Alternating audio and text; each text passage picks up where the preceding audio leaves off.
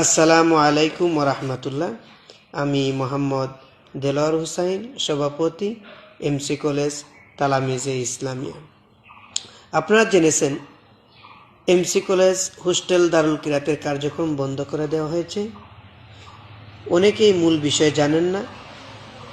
আজকে সেই বিষয়ে কি ঘটেছিল তা আপনাদের জানানোর জন্য উপস্থিত হয়েছি।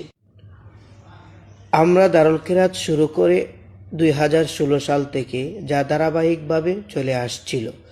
গত 5 আগস্টের 2025 সালের পর যখন স্বাধীনভাবে ভালো মন্দ সমালোচনা করে আসছিল, তখনই অনাকাঙ্ক্ষিতভাবে একটি ফেসবুকের পোস্টকে কেন্দ্র করে আমাদের ছাত্রনেতা মিজানুর রহমান রিয়াদের উপর ছাত্র শিবির আক্রমণ করে। তারপর চলে আসে পবিত্র মাহে রমজান মাস।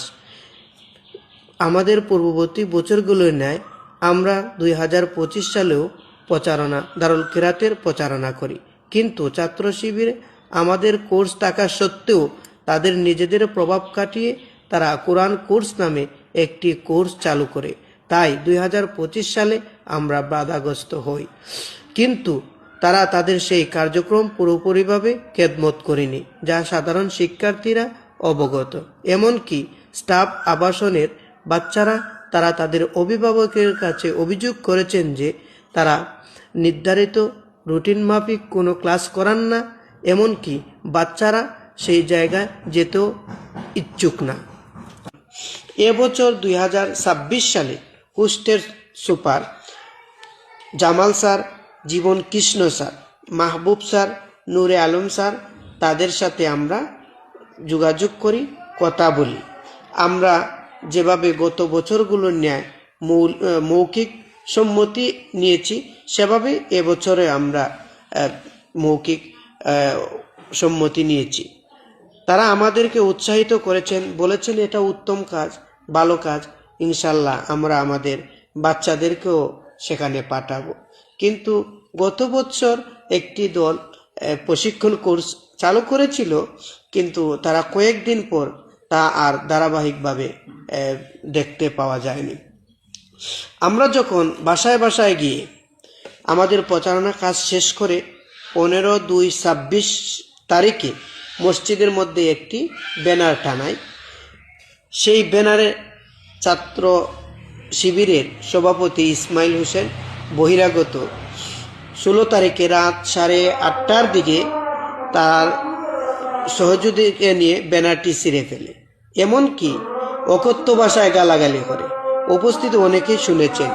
বিষয়টি যখন আমাদের নজরে আসে, আমরা তাৎক্ষণিকভাবে তাদের সঙ্গে বসার জন্য চেষ্টা করি, ফোনে বারংবার যোগাযোগের চেষ্টা করি, কিন্তু তারা রাজি নয়। বিশেষ করে তারা আমাদের এমসি কলেজ তালামিজের সাধারণ সম্পাদক আবু সালে মাহমুদ ও এমসি কলেজ ছাত্র শিবিরের সাধারণ সম্পাদক অলিদ হাসানের সাথে ফোনে কথা বলেন।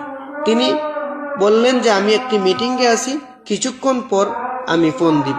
কিন্তু আমরা এই ফোনের জন্য ঘণ্টাখানিক অপেক্ষা করেছি, কিন্তু অলিদ হাসানে কোনো ধরনের ফোন দেন নাই।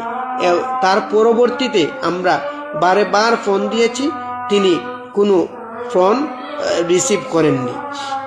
আমরা আপ্রাণ চেষ্টা করেছিলাম যাতে কোরআনের মাসে কোরআনের খেদমতটা আমরা মিলেমিশে করতে পারি, কিন্তু তারা বসতে রাজি না। এদিকে আমরা চাচ্ছিলাম না রমজান মাসে একটা ঝামেলা হোক, যেহেতু তারা আমাদের ব্যানার ছিঁড়ে ফেলেছে, আমরা সেখানে যাওয়া মানে ঝামেলায় জড়ানো সমান। পরবর্তীতে আমরা নিরুপায় হয়ে কলেজ প্রশাসনের কাছে যাই, সেখানে ভারপ্রাপ্ত অধ্যক্ষ প্রফেসর আকমল স্যারের কাছে ব্যানার ছেঁড়া নিয়ে লিখিত একটি অভিযোগ দাখিল করি। তিনি আমাদের অভিযোগ গ্রহণ করেন এবং বললেন যে তার সমাধান পরে জানানো হবে। আমরা বলি যেহেতু 2 দিন পরে রমাদান, তাই আজকের মধ্যে জানানো হলে ভালো হয়। তিনি সম্মতি দিলেন। 16 তারিখে আমাদেরকে জানানো হলো যে কোনো সংগঠনে এবছর আর কেরাত প্রশিক্ষণ করতে দেবেন না, যদি এটি ভালো কাজ। কিন্তু ছাত্র শিবির 17 তারিখে কলেজের প্রশাসনের সিদ্ধান্তকে অমান্য করে শিবিরের নামে নতুন ব্যানার টানায়, যা দৃশ্যত ক্ষমতার অপব্যবহার।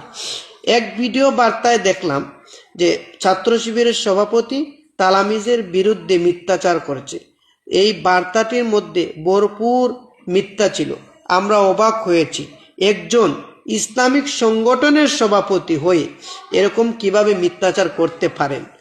তালামিজ একটি অরাজনৈতিক সংগঠন, তাই কোনো রাজনৈতিক সংগঠনের সঙ্গে আমাদের কোনো বিরোধ নেই।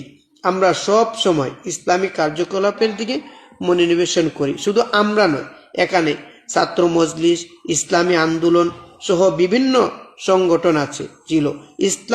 তালামিজে ইসলামিয়া এমসি কলেজে শান্তি বজায় রাখার জন্য সব দলের সঙ্গে সৌন্দর্যপূর্ণ বন্ধন অটুট রেখে চলে।